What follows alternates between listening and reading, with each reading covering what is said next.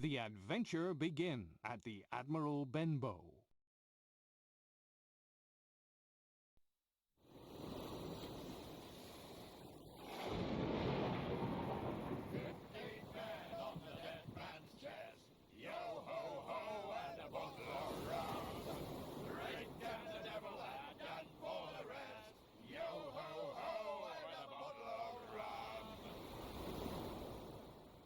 My name is Jim Hawkins.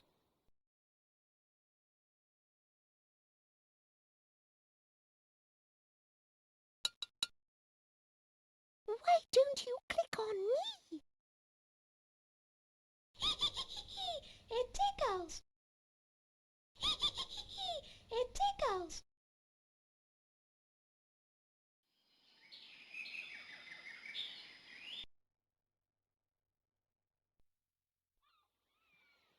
When I was a boy, my parents owned an inn on the coast called the Admiral Benbow.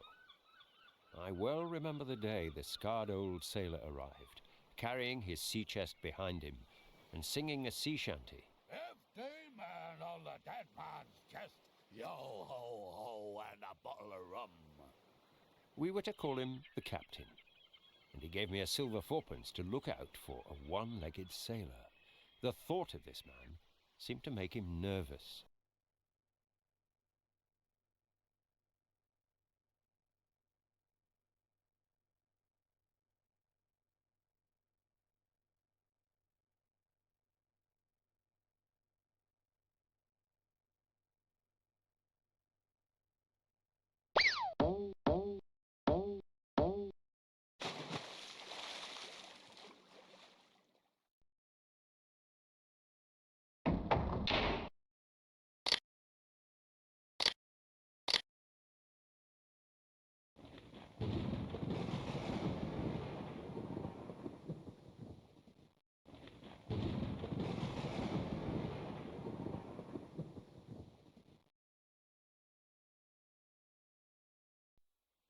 The captain was a frightening man who was often drunk and was full of terrifying sea stories.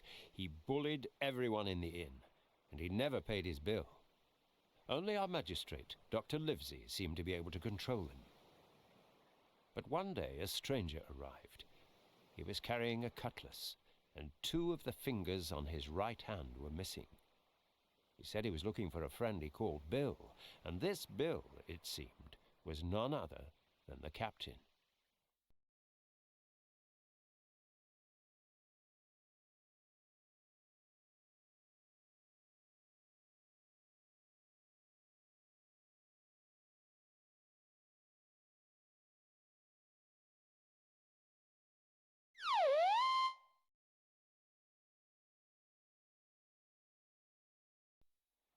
When our old sailor saw who this newcomer was, he was shocked. Black dog, He cried.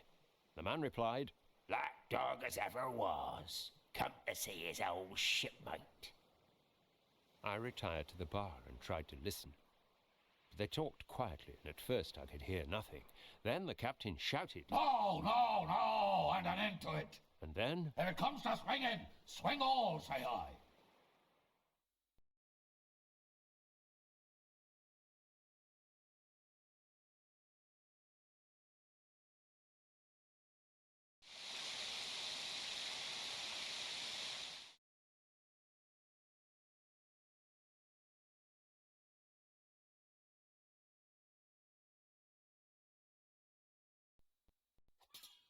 a ferocious sword fight broke out between them. Then I saw Black Dog run screaming from the inn, chased by the captain. But before he could catch up with him, the captain collapsed. He had had a stroke. Dr. Livesey was called, and he managed to revive him. Said the doctor, He should stay in bed for a week. That's the best thing for him.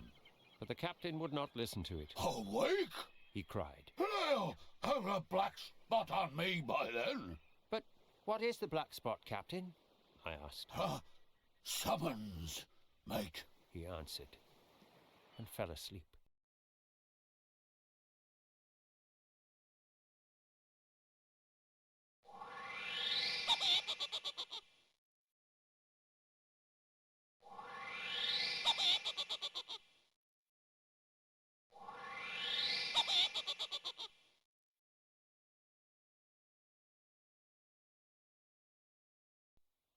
A few days later, a blind beggar arrived at the inn. He said his name was Pew, and made me take him to the captain. The captain was horrified to see him. Boy, Said the beggar. take his hand by the wrist and bring it near mine. I obeyed him, and he passed a piece of paper to the old sailor, then went. The captain looked at the note. The black spot! He shouted. 10 o'clock! 6 hours! But then once more he collapsed with a stroke, and this time he was dead. I could barely bring myself to touch the captain's body, but I found the key to his sea chest around his neck.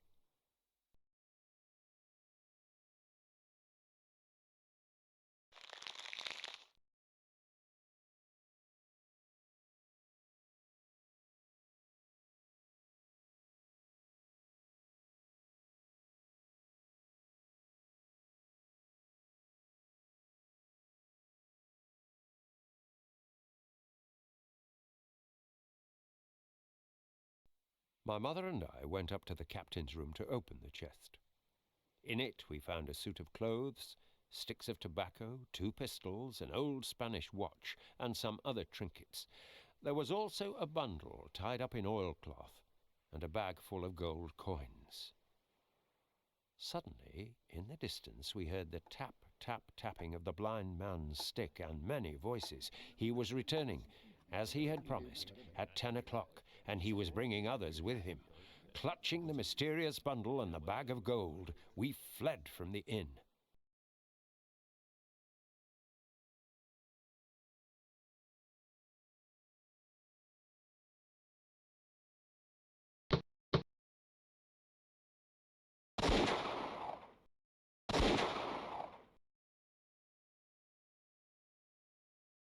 Leaving the inn in the hands of the ruffians, we made our way to the home of the local magistrate, Squire Trelawney.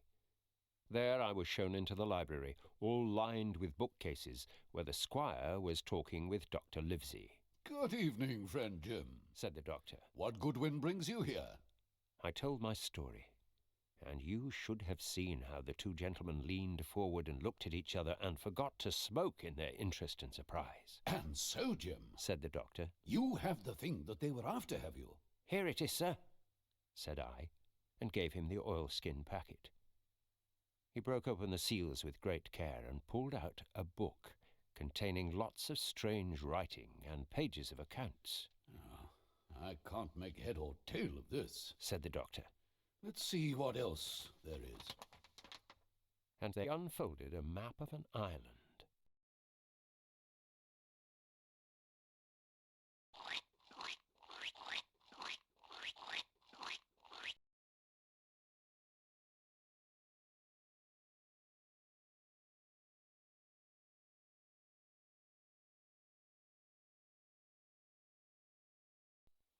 The map was very detailed. It showed an island with latitude and longitude, soundings, names of hills and bays and inlets. In fact, there was everything needed to bring a ship to a safe anchorage upon its shores. The island was about 9 miles long and 5 across, shaped, you might say, like a fat dragon standing up. It had 2 fine landlocked harbours, and there was a hill in the centre marked the Spyglass. There were also several additions which seemed to be of a later date. Above all, I noticed 3 crosses of red ink, 2 on the north part of the island, 1 in the southwest. Beside this last, in the same red ink and in a small, neat hand, very different from the captain's tottery characters, these words had been written in: "Bulk of treasure here."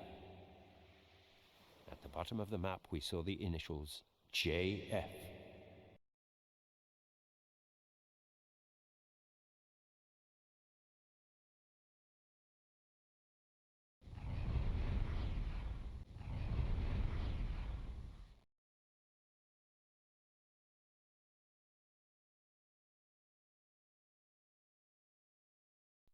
This must be Flint's map, said the squire.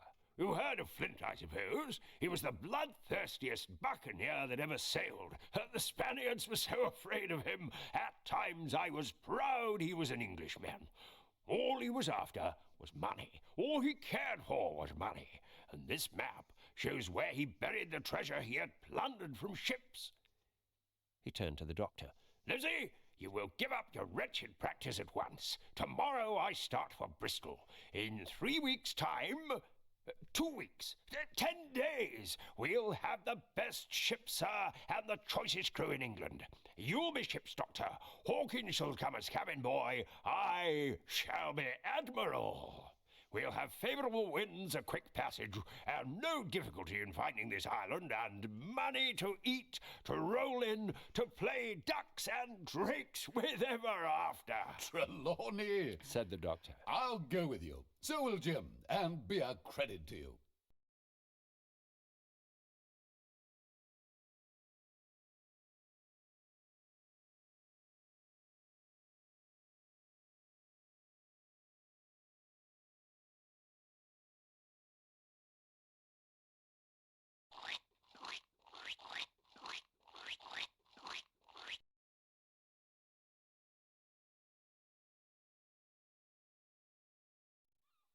When I reached Bristol, the squire sent me to the Spyglass Inn to meet the innkeeper, a man called Long John Silver.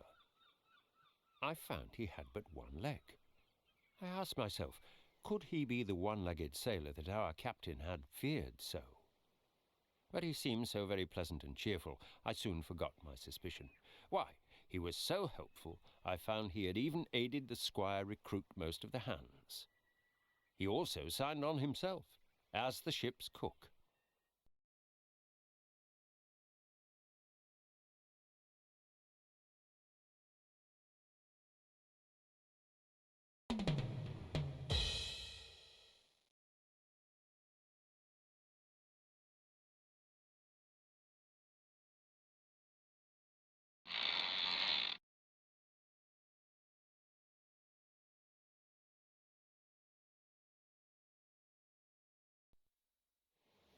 We boarded our ship called the Hispaniola and met the captain, who was called Mr. Smollett. And he told us straight away he wasn't happy about the voyage ahead. I'd better speak plain, he said. I don't like this cruise, and I don't like the men. The squire took an instant dislike to him. Perhaps, sir, you don't like the ship either, He snapped. Dr. Livesey cut in, You don't, you say, like this cruise. Now tell me why. said Captain Smollett. I was engaged under sealed orders. Now I find every man before the mast knows more than I do. I learn we're going after treasure. Hear it from my own hands, mind you. I don't like treasure voyages on any account, and I don't like them above all when they are secret.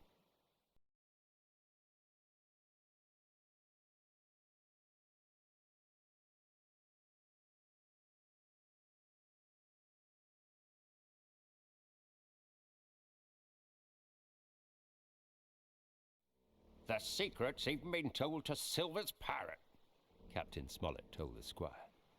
and Silver's helped you select the crew. I didn't. I tell you what I've heard. You have a map of the island, that there's crosses on the map to show where the treasure is, and that the island lies... And he named the latitude and longitude exactly. Hear me a few words more, went on the captain. They're putting the powder in the arms in the forehold. I suggest it should go in the stern, near our own quarters, In other words, Said the doctor. you fear a mutiny. The captain said, I am responsible for the ship's safety and the life of every man jack aboard. I see things going, as I think, not quite right, and I ask you to take certain precautions or let me resign my berth. The doctor and the squire agreed. Immediately the men were ordered to begin moving the arms and powder to the stern.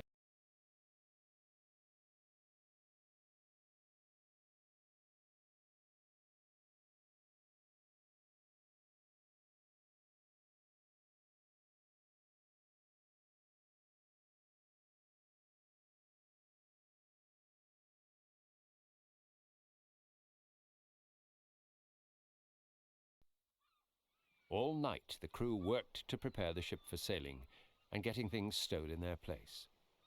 A little before dawn, the boatswain sounded his pipe, and the crew began to man the capstan bars. Aye, aye, mates. Said Long John, who was standing by with his crutch under his arm, and at once began to sing out the words I knew so well. 15 men on the dead man's chest. Then the whole crew bore chorus. Yo ho ho and a bottle of rum.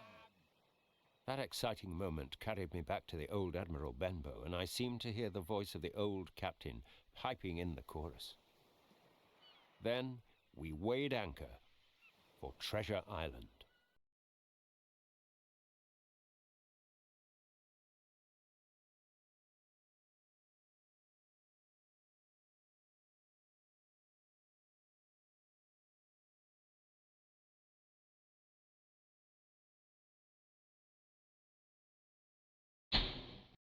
Yo ho ho and a bottle of rum.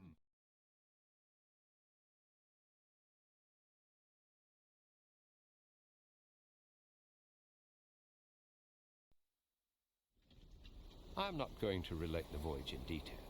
The ship proved to be a good ship, and the crew were capable seamen, and Captain Smollett thoroughly understood his business. All the crew respected and even obeyed Long John Silver. To me, he was always kind and glad to see me in his galley, which he kept as clean as a new pin. Come away, Hawkins. He would say. Come and have a yarn with John. Here's Captain Flint. I calls my parrot Captain Flint after the famous buccaneer. That bird is maybe 200 years old, Hawkins. And if anyone's seen more wickedness, it must be the devil himself. And the parrot would scream with great rapidity. Be the mate, be the mate, be the mate.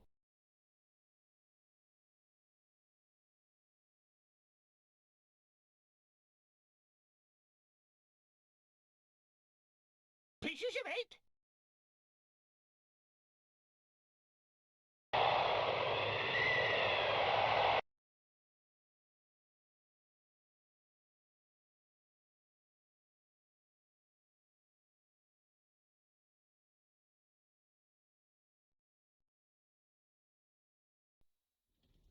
Just after sundown, when all my work was over, and I was on my way to my berth, it occurred to me that I should like an apple. The men were all forward, looking out for the island. The man at the helm was watching the luff of the sail and whistling away gently to himself, and that was the only sound excepting the swish of the sea against the bow. I had to get bodily into the apple barrel, as I found there was scarce an apple left. What with the dark and the rocking of the ship, I fell asleep. Suddenly, the barrel shook when a heavy man sat down close by. I was just about to jump up when the man began to speak. It was Silver's voice. Before I had heard a dozen words, I knew we were in danger.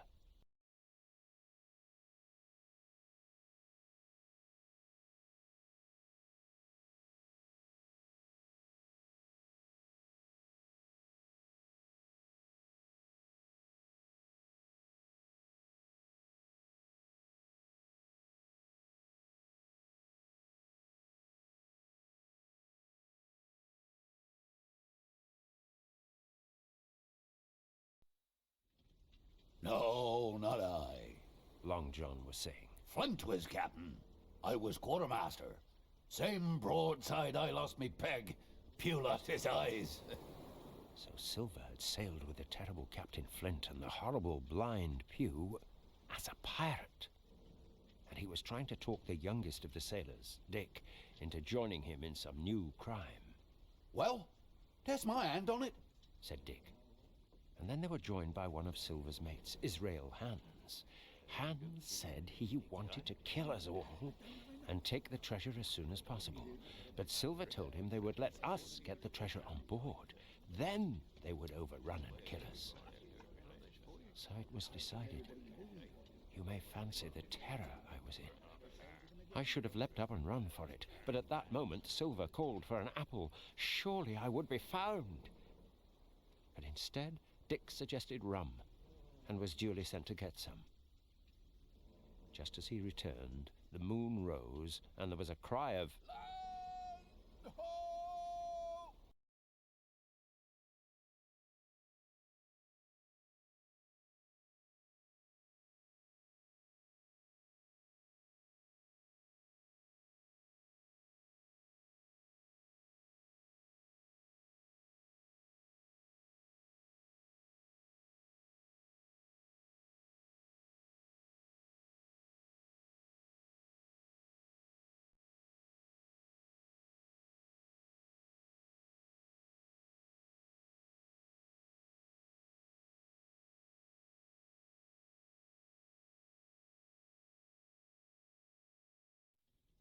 There was a great rush of feet across the deck.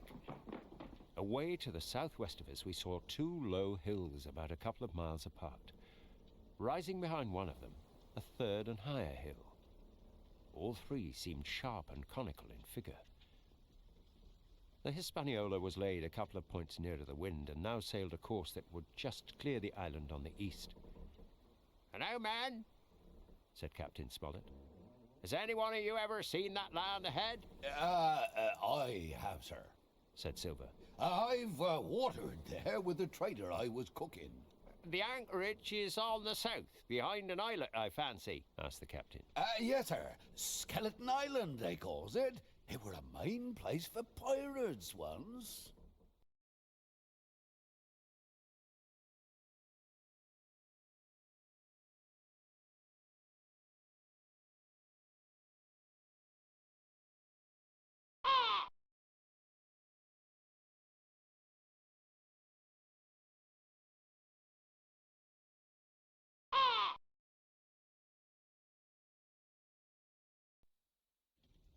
"I have a chart here," Says Captain Smollett.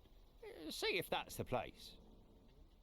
Long John's eyes burned in his head as he looked at the chart, but by the fresh look of the paper I knew he was doomed to disappointment.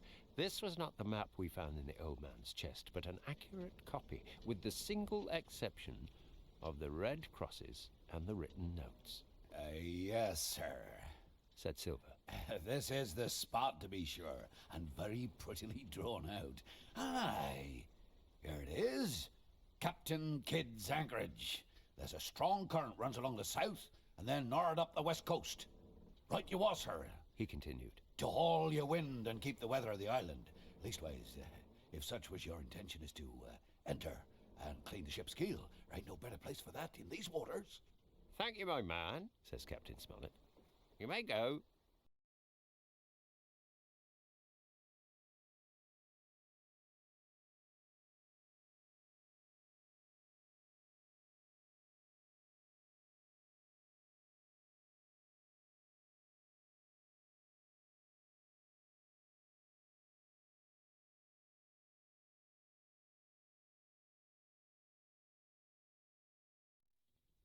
The gentleman had gone below and was seated round the table having a drink. The crew had been told to take a glass of grog to toast our arrival. "Now, Hawkins," Said the squire. "you have something to say. Speak up." I did as I was bid and told the whole details of Silver's conversation. Nobody interrupted me till I was done, nor did any of the three of them make so much as a movement, but they kept their eye upon my face from first to last. "Captain," Said the squire. "you are right, and I was wrong. I own myself an ass. I await your orders." "No more an ass than I, sir," Returned Captain Smollett. Captain, Said the doctor. with your permission, this is all Silver's doing. A very remarkable man. "He'd look remarkable well strung from a yardarm, sir," Returned the captain. "I never heard of a crew that meant a mutiny but what showed signs before the mischief. This crew beats me."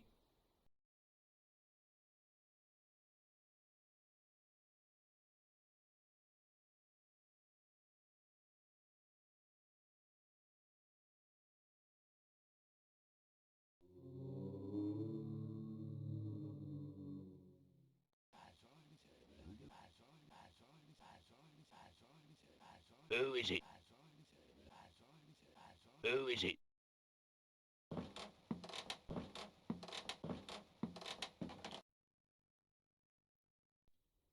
We must go on because we can't turn back, continued the captain. We'll have no trouble from the crew, at least until the treasure's found. After that, we will probably come to blows some fine day. We can count, I take it, on your own home servants to help us, Mr. Trelawney? As upon myself, declared the squire. We must lay to and keep a bright lookout. It's trying on a man I know, but we still have a few faithful hands. Jim here Said the doctor. can help us more than anyone. The men are not shy with him, and Jim is a noticing lad. Hawkins, I put prodigious faith in you, added the squire. I began to feel pretty desperate at this, for I felt altogether helpless.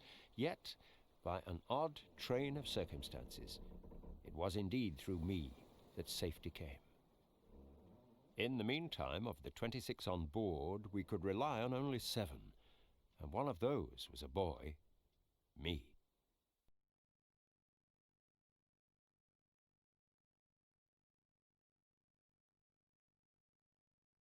Let me out!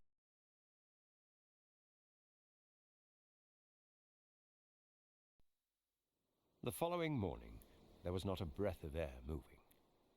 A peculiar stagnant smell hung over the anchorage, a smell of sodden leaves and rotting tree trunks.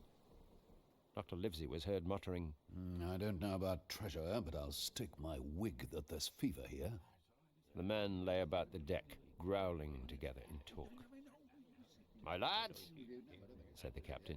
a turn ashore will hurt nobody. You can take the gigs, and as many as please can go ashore for the day.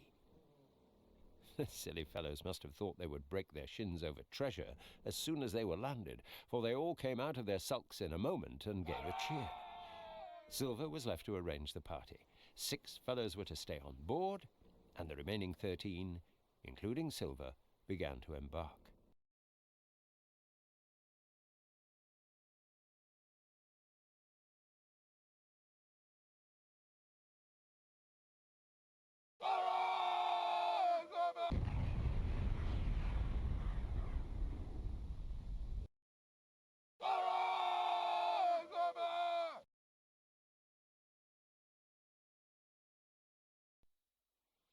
Then it was that there came into my head the first of the mad notions that contributed so much to save our lives.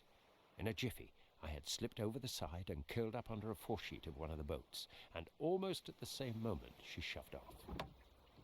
No one took notice of me, only the bow oar saying, Is that you, Jim? Keep your head down. but Silver from the other boat looked sharply over. From that moment, I began to regret what I had done. The crew raced for the beach, but the boat I was in shot far ahead of her consort, and the bows struck among the shoreside trees. I caught a branch and swung myself out. Then I lunged into the nearest thicket. Jim! Jim! I heard Silver shout. I ran straight ahead before my nose till I could run no longer.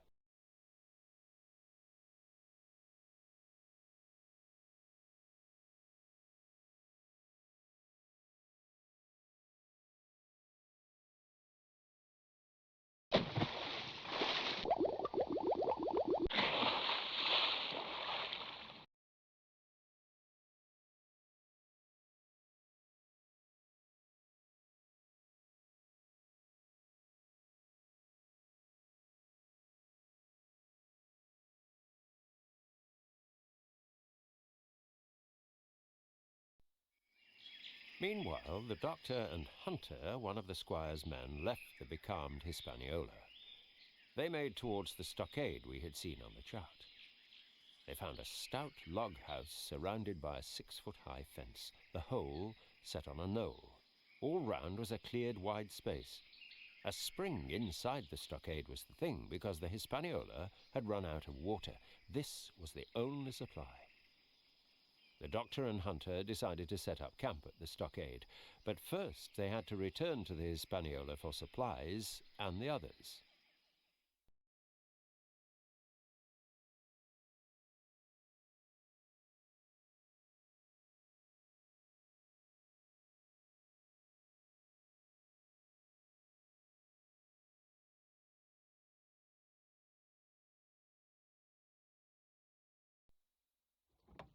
Hunter brought the boat round under the stern port, and they set to work loading her with powder tins, muskets, bags of biscuits, kegs of pork, a cask of cognac, and the doctor's medicine chest. In the meantime, the squire and the captain hailed the principal pirate aboard and said, "Here are 2 of us with a brace of pistols each. If any of your 6 make a signal of any description, that man's dead." They were a great deal taken aback. They went about ship at once, and a head popped out on deck. "Down, dog!" cries the captain. The head popped back again, and they heard no more of those 6 very faint-hearted seamen. They had the jolly boat loaded as much as they dared, and made for the shore again.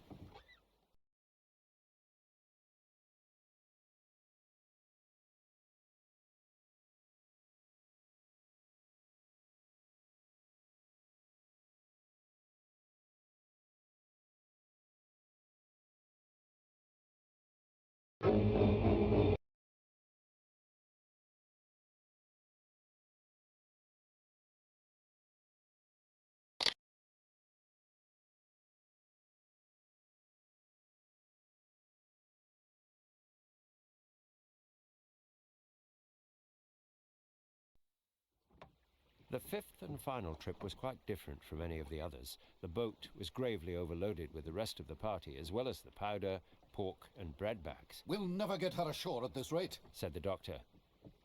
Suddenly the captain spoke up, and his voice was a little charged. "The gun!" said he. They had forgotten the long 9 cannon. To their horror, they saw the rogues they had left behind were preparing to fire the gun. At the same moment, the cannon fired and the ball fell close by, causing the boat to sink. All aboard had no option but to wade ashore with what provisions they could.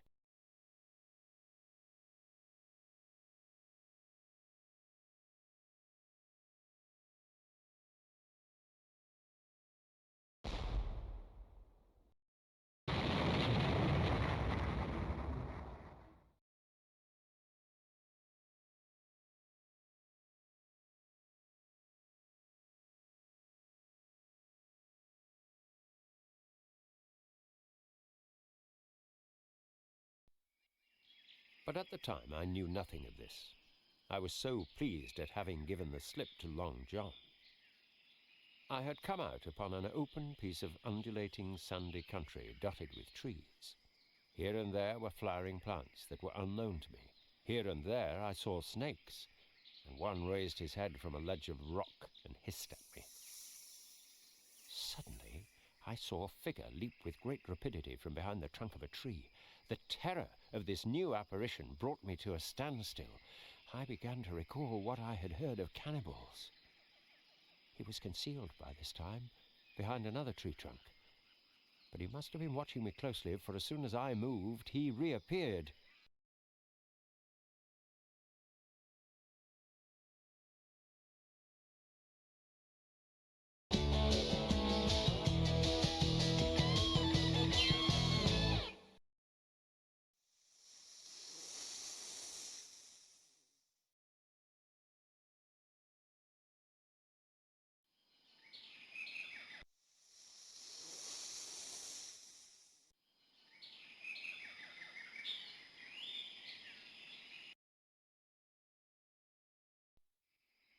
"Who are you?"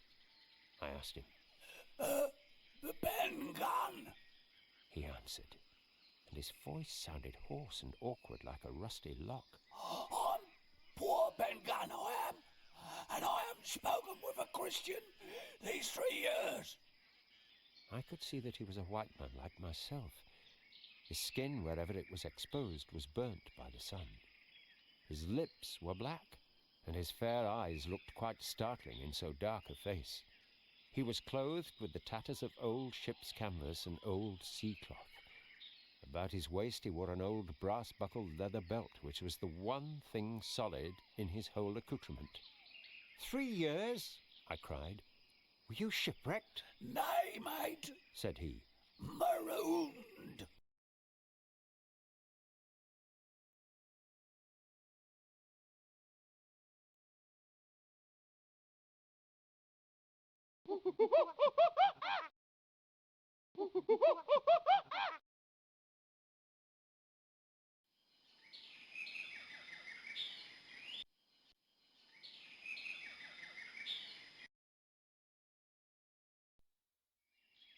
marooned 3 years agone, he continued. and lived on goats since then, and berries, and oysters. But mate, my heart is sore for Christian diet.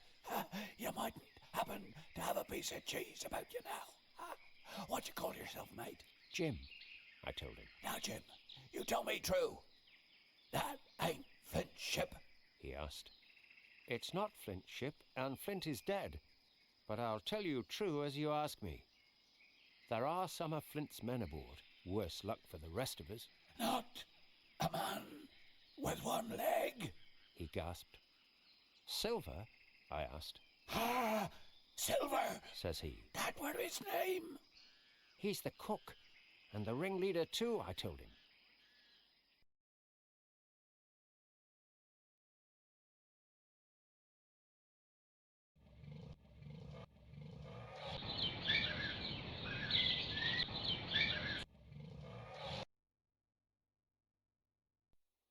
Now, I'll tell you what. Ben Gunn went on. So much I'll tell you, and no more. I were in Flint's ship when he buried the treasure. He and 6 strong seamen. They were ashore nigh on a week, and us standing off and on in the old walrus. One fine day, up went a signal, and back comes Flint by himself. There he was, and the 6 all dead and buried. How he done it, not a man aboard us could make out. Long John, he was quartermaster, and they asked him where the treasure was. Ah, says he, you can go ashore if you like and stay, he says. But as for the ship, she'll beat up for more by thunder. We sailed away to find more to plunder.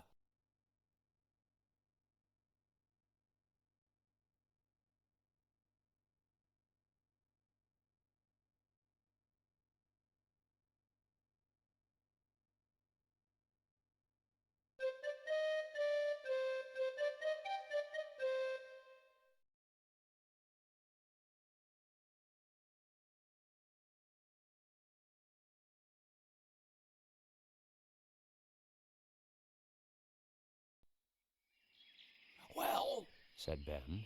I was in another ship 3 years back, and we sighted this island. Boys, said I, here's Flint's treasure, let's land and find it. 12 days we looked for it, and every day they had the worst word for me, until one fine morning all hands went back aboard. Says the captain, this is what you can do, Benjamin Gunn. And he says, here's a musket, a spade, and a pickaxe. You can stay here and find Flint's money for yourself. 3 years have I been here, and not a bite of Christian diet from that day to this. Just then, all the echoes of the island awoke and bellowed to the thunder of a cannon. They've begun to fight, I cried. Follow me!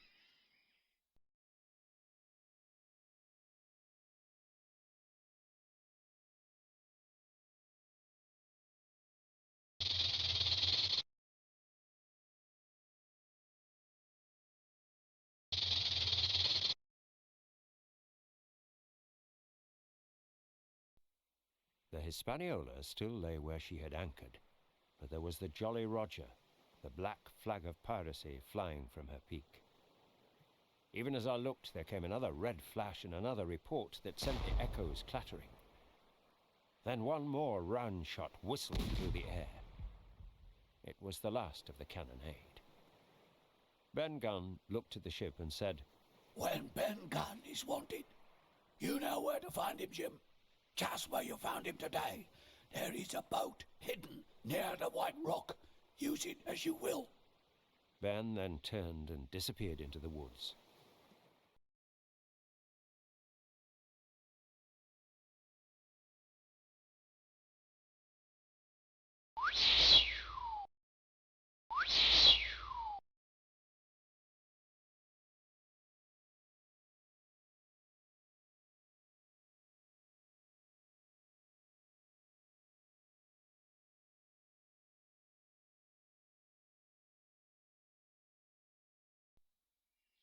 I made for the stockade and there immediately told my story to the gentry. Is this Ben Gunn a man? Asked the doctor. I do not know, sir. said I. "I'm not very sure whether he's sane," returned the doctor. If there's any doubt about the matter, I would say he is. A man who's spent the last 3 years biting his nails on a desert island, Jim, can't expect to appear as sane as you or me. At that moment I heard someone shout. Flag of truce! Then immediately after he shouted again, with a cry of surprise. It's Silver himself!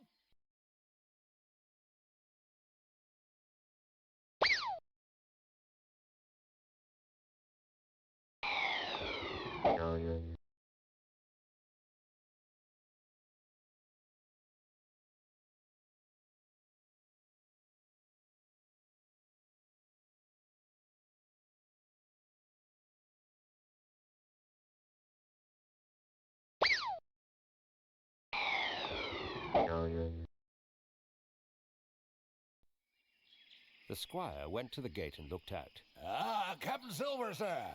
To come aboard and make terms. Captain Silver! Don't know him? Who's he? Cried the squire. Me, sir. The poor lads have chosen me captain after your desertion, sir. Silver was tricked out in his best, an immense blue coat, thick with brass buttons, and a fine laced hat. Said Silver, We want that treasure, and we'll have it. That's our point. You have the chart, haven't you? The squire looked at him calmly. You give us the chart to get the treasure by, and we'll offer you a choice. I'll give you my word of honor to clap you somewhere safe ashore after the treasure's been shipped, and we'll speak to the first ship we sight as to your position. Refuse that, and you've seen the last of me but musket balls.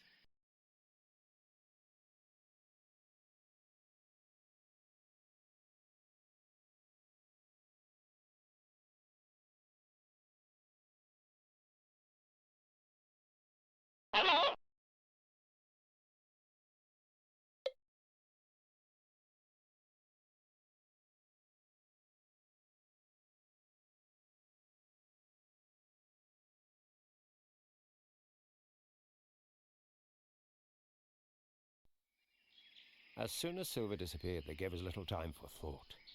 Suddenly, there was a loud huzzah! A little cloud of pirates leapt from the woods on the north side and ran straight on the stockade.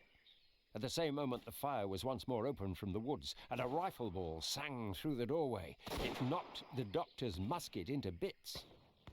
In a moment, 4 pirates had swarmed up the mound and were upon us. We fell to with our cutlasses. Round the house, lads! Round the house! Cried the captain. The battle went on apace. Fire! Fire from the house! Cried the doctor. Soon the pirates fled, leaving those who had fallen, 4 on the inside and 1 on the outside of the palisade.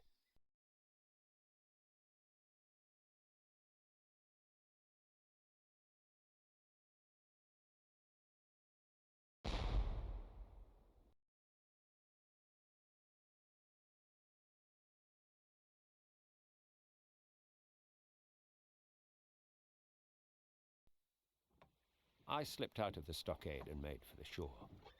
There I found Ben Gunn's boat and went alongside the Hispaniola. So far, so good. But it next occurred to me that a taut hawser, suddenly cut, is a thing as dangerous as a kicking horse. 10 to 1 if I were so foolhardy as to cut the Hispaniola from her anchor whilst the wind was strong. The result would be instant death. To my great joy, the wind began to slacken, and the hawser loosened in my grasp. All this time I heard someone moving about in the cabin above. I took out my knife and cut 1 strand after another till the vessel swung by 2. Making a good, tough effort, I cut the last fibres through.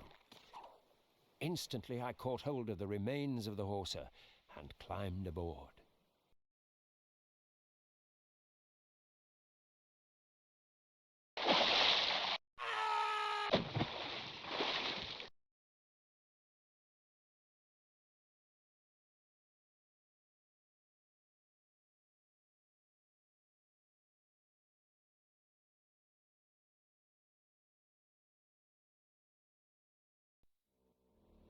looked around. And there was Israel Hands already halfway towards me with a dirk in his hand. I drew a pistol from my pocket, took cool aim, and drew the trigger. The hammer fell, but there was neither flash nor sound. The priming was useless with seawater. I took out my other pistol. "One more step, Mr. Hands," said I, "and I'll blow out your brains.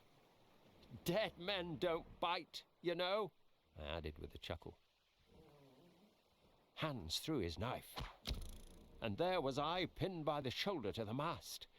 In the horrid pain and surprise, the pistol went off, and Mr. Hands plunged overboard. The knife, in fact, had come the nearest in the world to missing me altogether. It held me by a mere pinch of skin, and this the shudder tore away. I was once again my own master, having been tucked to the mast by my coat and shirt.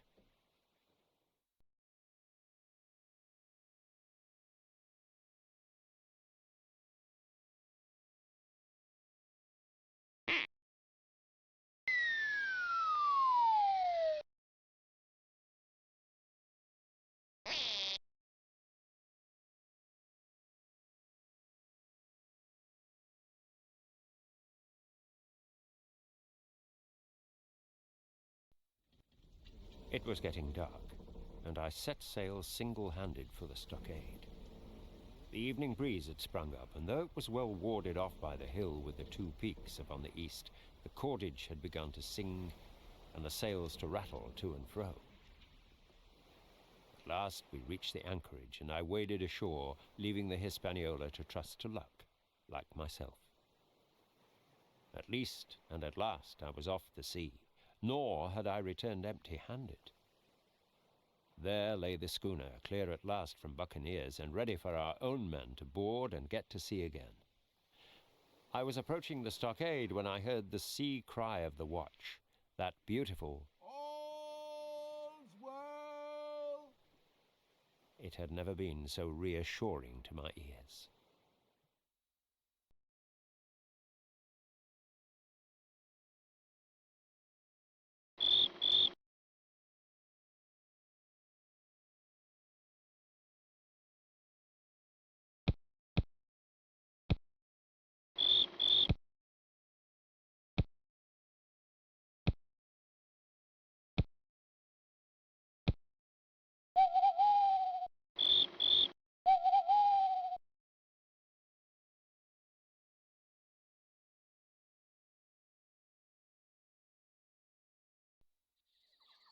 There was no doubt of one thing.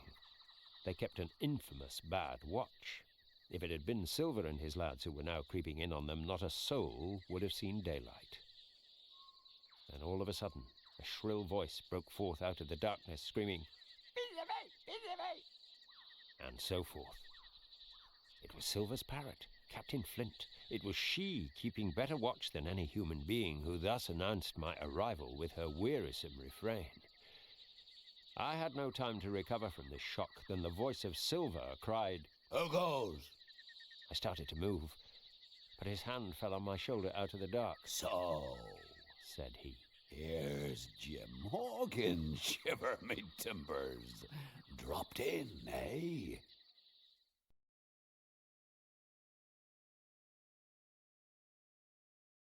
The game's up, Hawkins.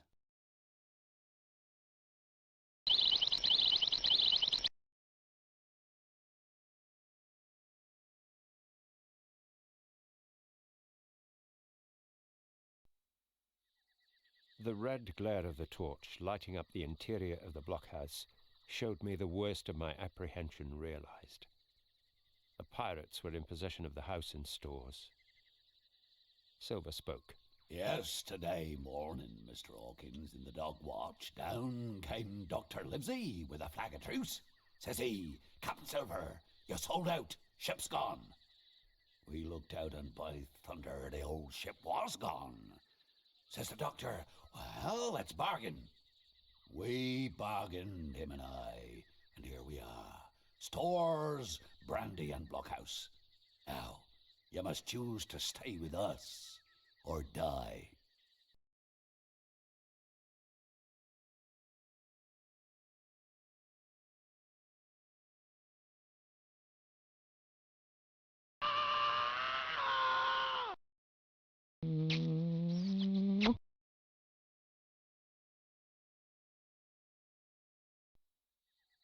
Well, says I, the laugh's on my side.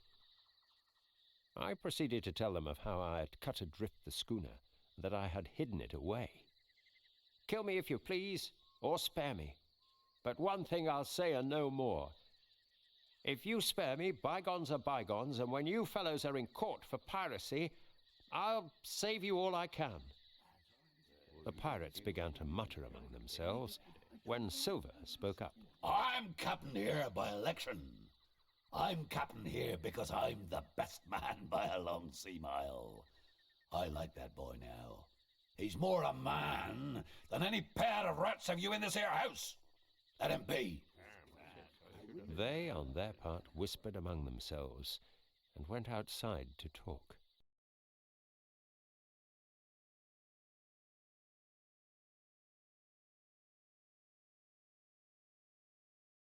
Eek, a spider!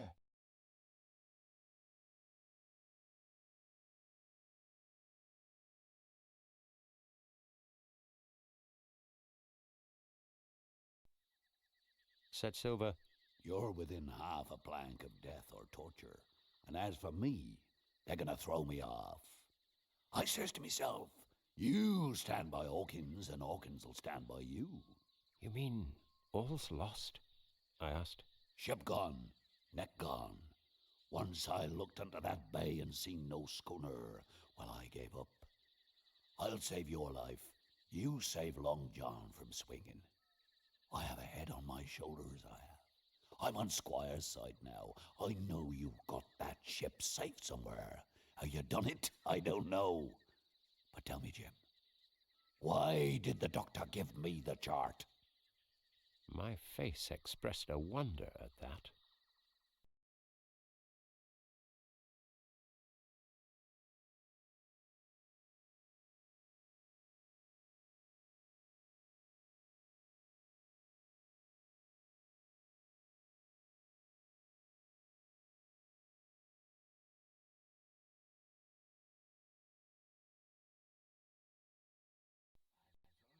The Council of Buccaneers had lasted some time.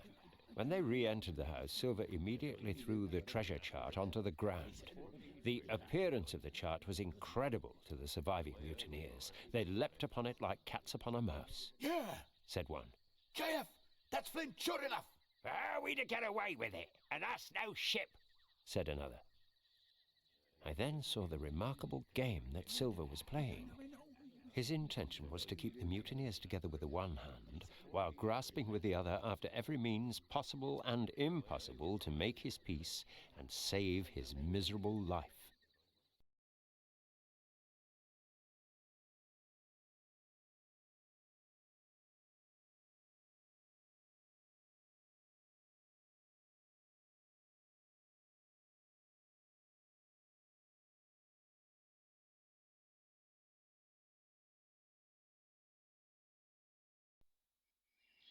The following morning after breakfast, we set out on our quest for the treasure.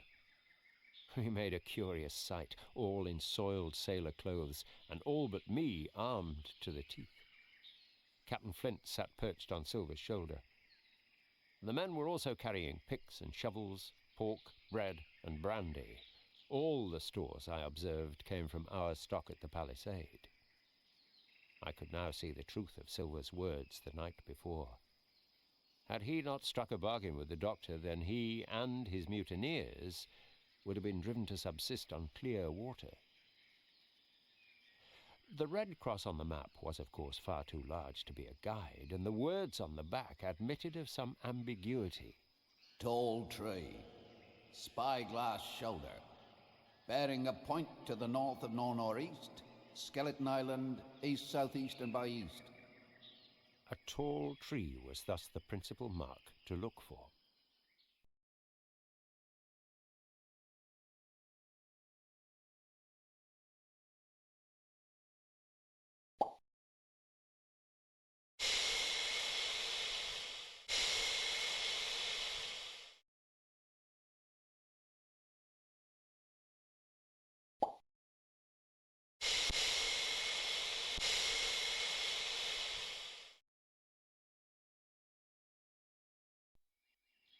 we proceeded in the direction of the tall tree.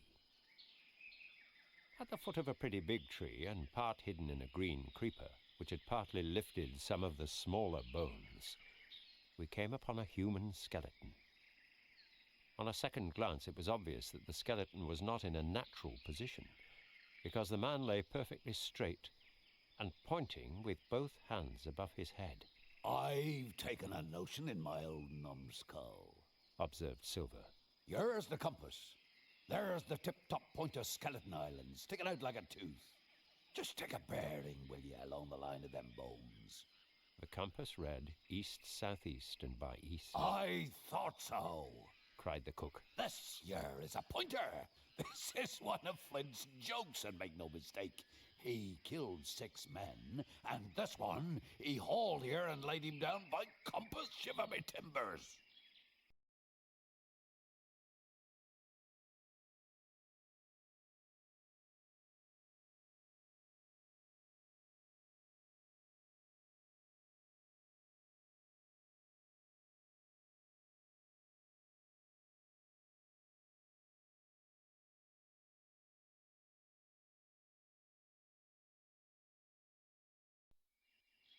We were now at the margin of the thicket. Huzzah, mates, all together! Shouted one of the pirates. The foremost broke into a run. Suddenly, not 10 yards farther, we beheld a great excavation, not very recent, for the sides had fallen in and the grass had sprouted on the bottom. In this were the shaft of a pick broken in 2, and the boards of several packing cases strewn around.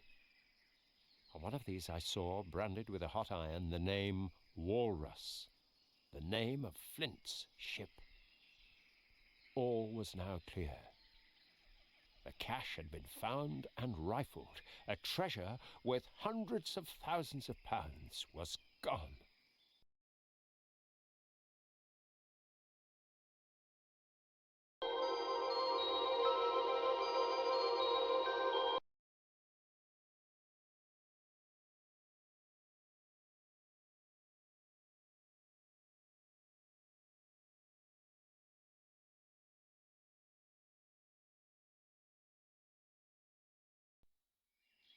There was never such an overturn in this world. Each of the pirates was as though he had been struck.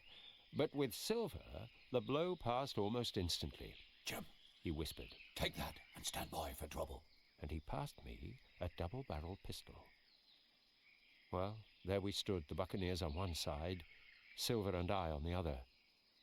One of the pirates, Merry, raised his arm and his voice and plainly meant to lead a charge on us. Now, mates! But just then, crack, crack, crack, 3 musket shots flashed out of the thicket and 3 dropped dead. The others ran for it with all their might. The doctor, Gray, and Ben Gunn joined us with smoking muskets from among the trees. Double quick, my lads! Cried the doctor. We must get to the boats before them.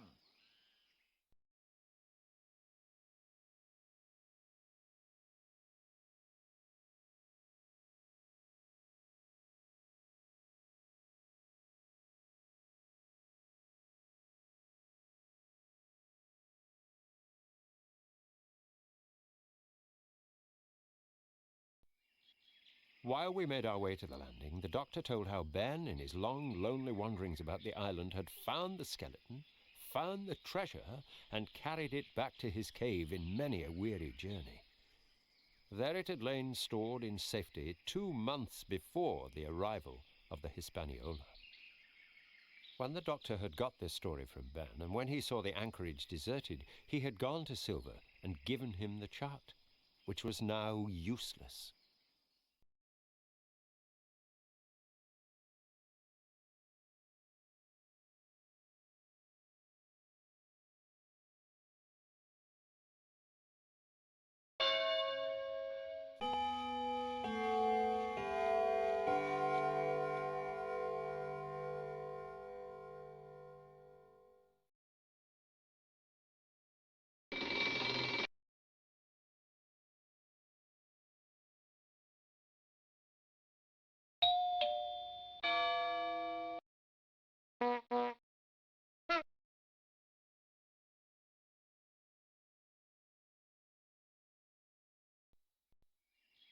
doctor had also given Silver all their stores, for Ben Gunn's cave was well supplied with goat's meat salted by himself.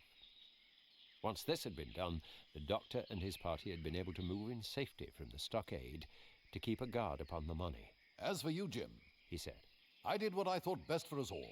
We kept an eye on the proceedings and were there to help you when the truth was out.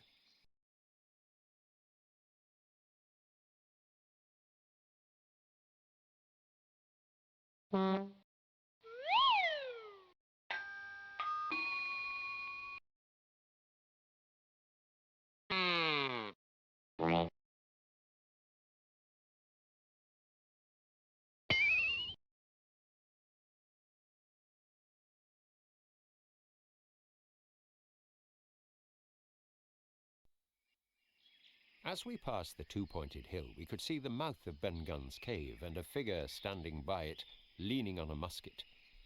It was the squire. To me, he was cordial and kind, saying nothing of my escapade, either blame or praise. At Silver's polite salute, he flushed. John Silver, He said, you're a prodigious villain and impostor. I am told not to prosecute you. Well, then I will not, for the dead men's hang about your neck like millstones. Thank you kindly, sir. replied Long John, again saluting. I dare you to thank me, Cried the squire, it is a gross dereliction of my duty. Stand back. and thereupon we all entered the cave.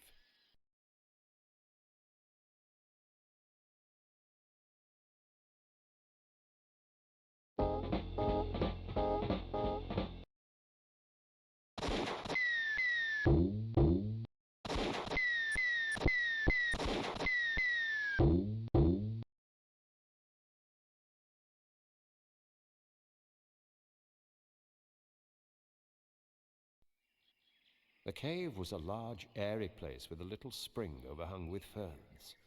The floor was sand. I saw great heaps of coin and triangles built of bars of gold. This was Flint's treasure that we had come so far to seek, and that had cost already the lives of 17 men from the Hispaniola.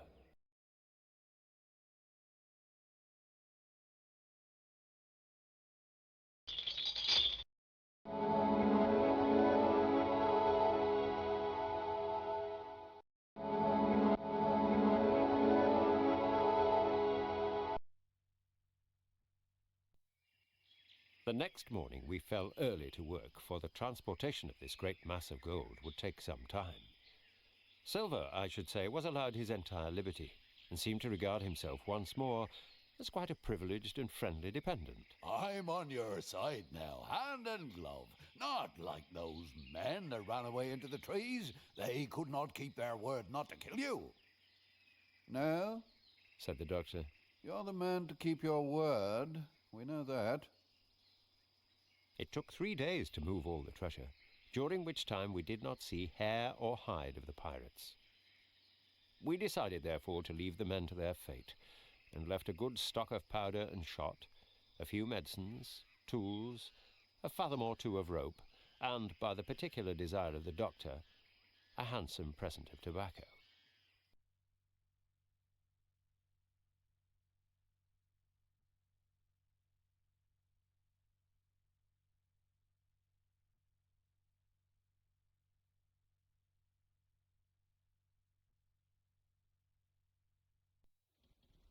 So we set sail for Bristol. But because we were short of men, everyone on board had to bear a hand. We laid her head for the nearest port in Spanish America, for we could not risk the voyage home without fresh hands. As it was, what with the winds and a couple of gales, we were well worn out before we reached it.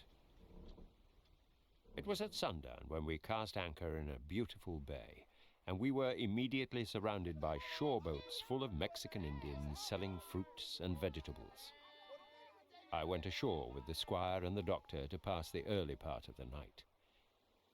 Here we met the captain of an English man of war, fell in talk with him, went on board his ship, and had a most agreeable time till daybreak.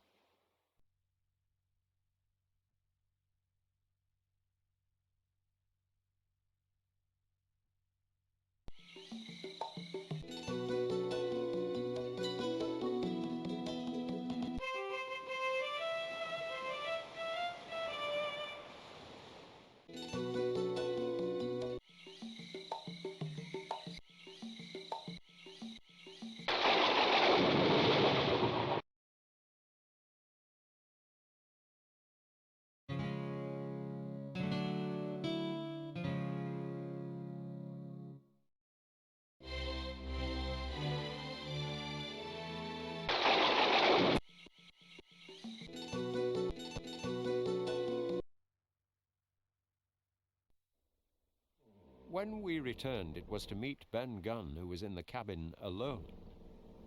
He began to make us a confession. Silver was gone. Ben had connived at his escape in a shoreboat some hours ago. He assured us it was to save our lives because... That man with one leg was dangerous while he was aboard. But this was not all. The sea cook had not gone empty-handed. He had cut a hole in a bulkhead unobserved. Then he had removed one of the sacks of coin, worth perhaps 400 guineas, to help him on his further wanderings. I think we were all pleased to be so cheaply quit of him. Well, to make a long story short, we got a few more hands on board and made a good cruise home. 5 men only of those who had sailed from Bristol returned.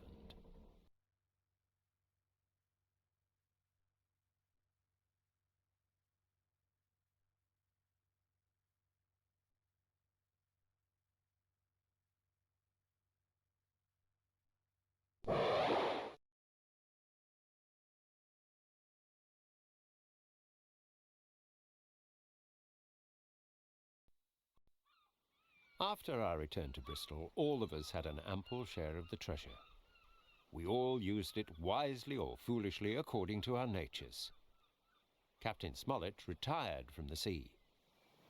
Ben Gunn got £1,000, which he spent or lost in 3 weeks, for he was soon back and begging for more.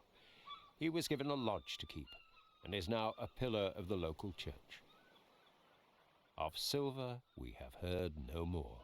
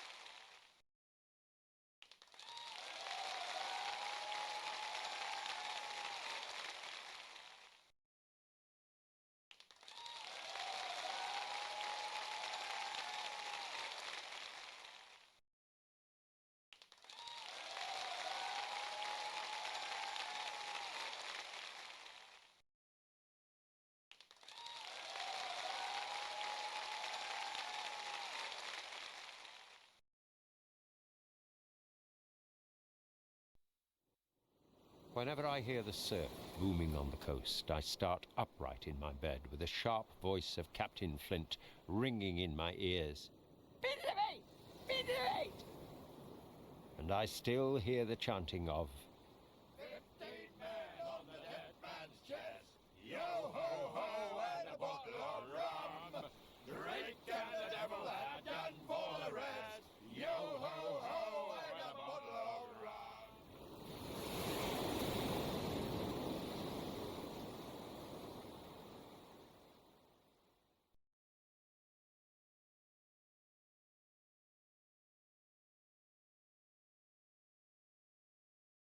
The Marooned Sailor Pirate Shootout.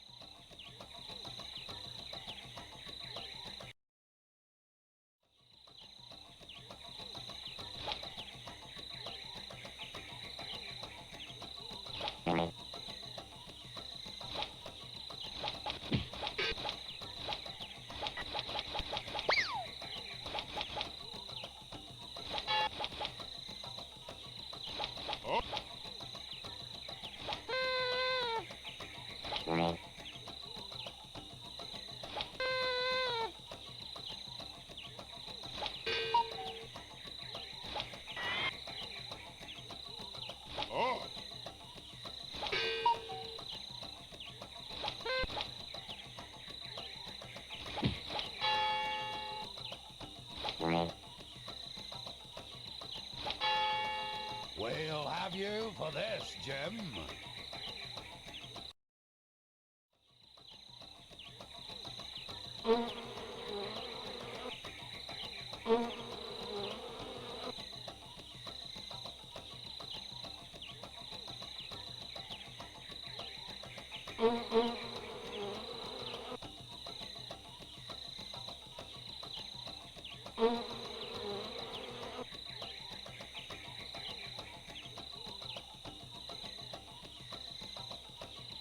Nice!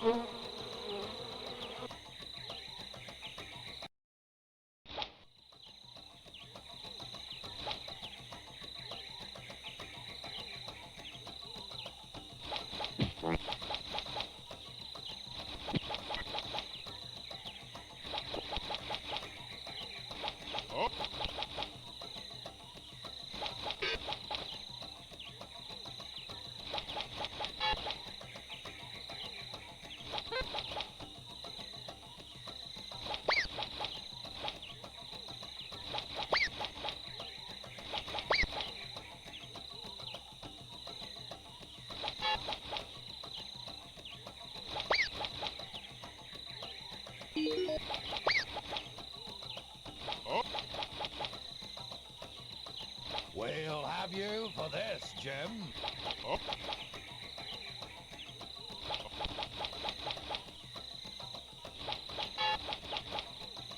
We'll have you for this, Jim.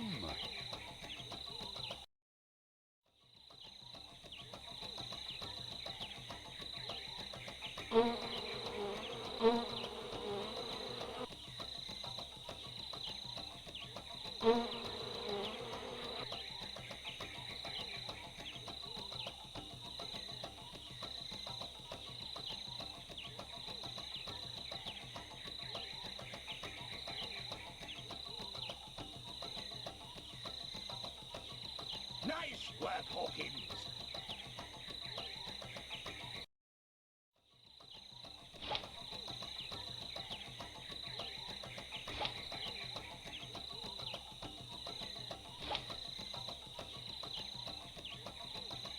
Help!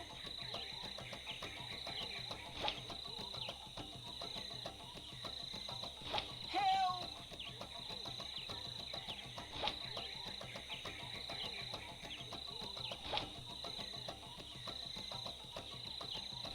Take that, Hawkins!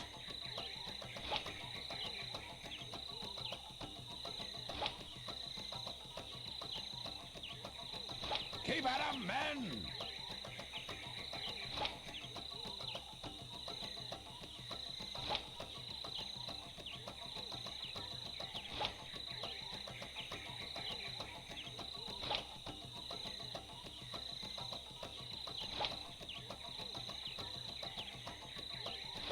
Help!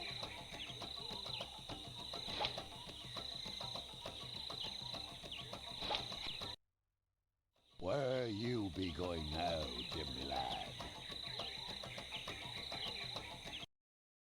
Well done. You got the high score.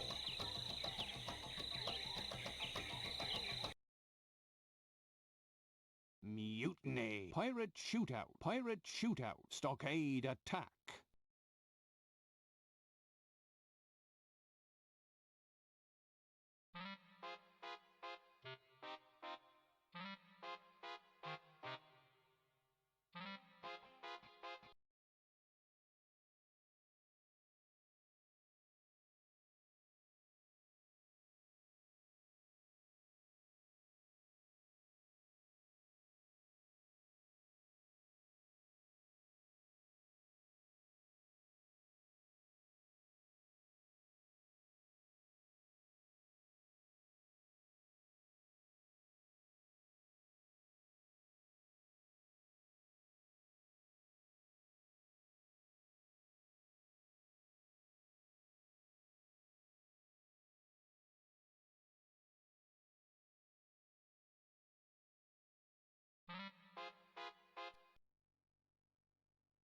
Up and at 'em, men!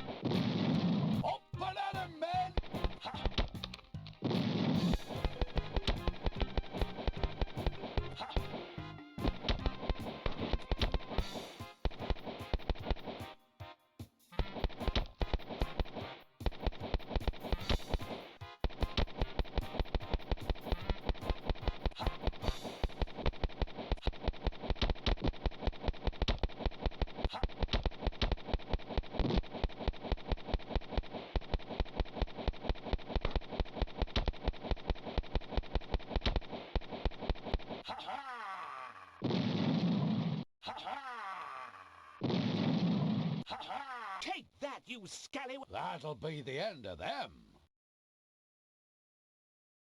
Game over. Is that... Well done. You got the high score.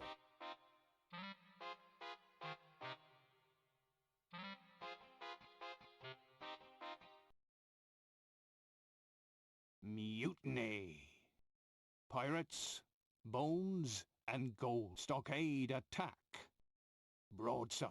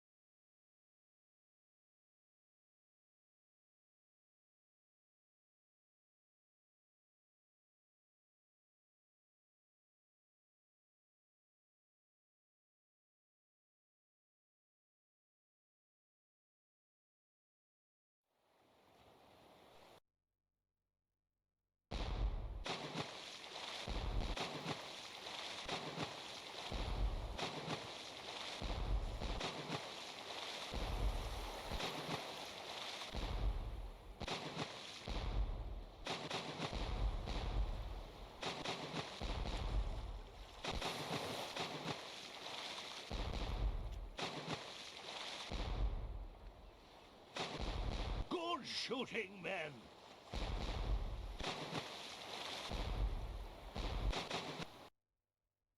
Abandon ship, men.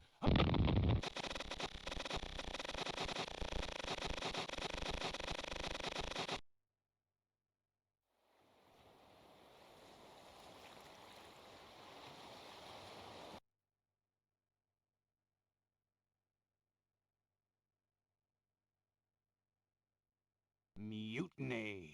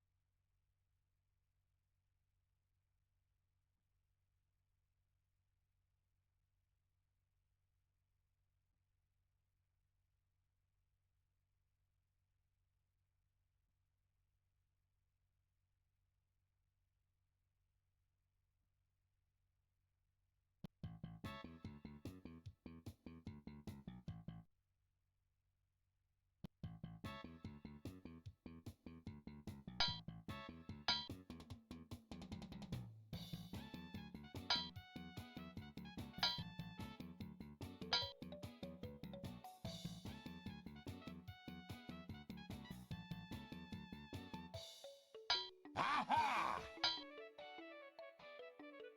We'll have you for this, Jim.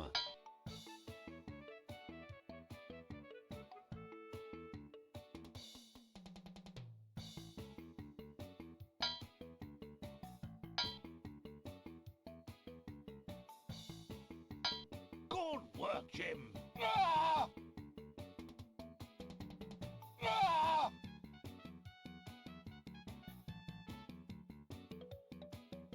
Ah!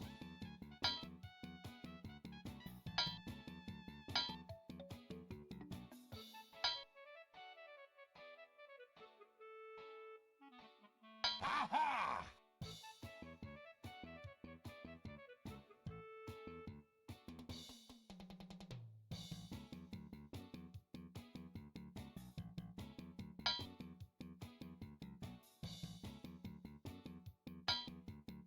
It's the brig for you, my lad.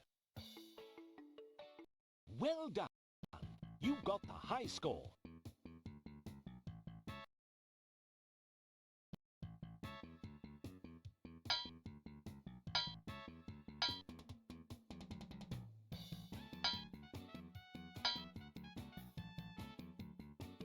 After him, lads!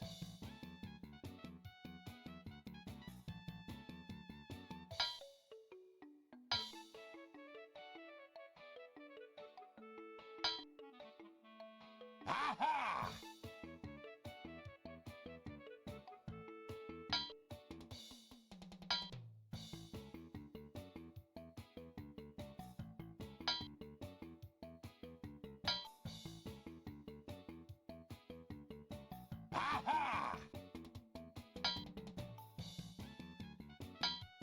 Good work, Jim.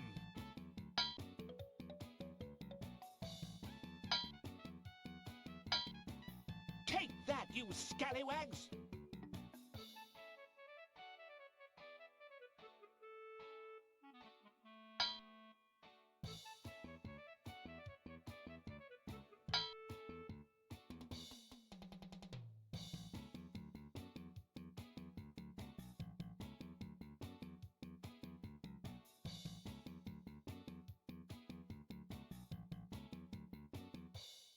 Good work, Jim.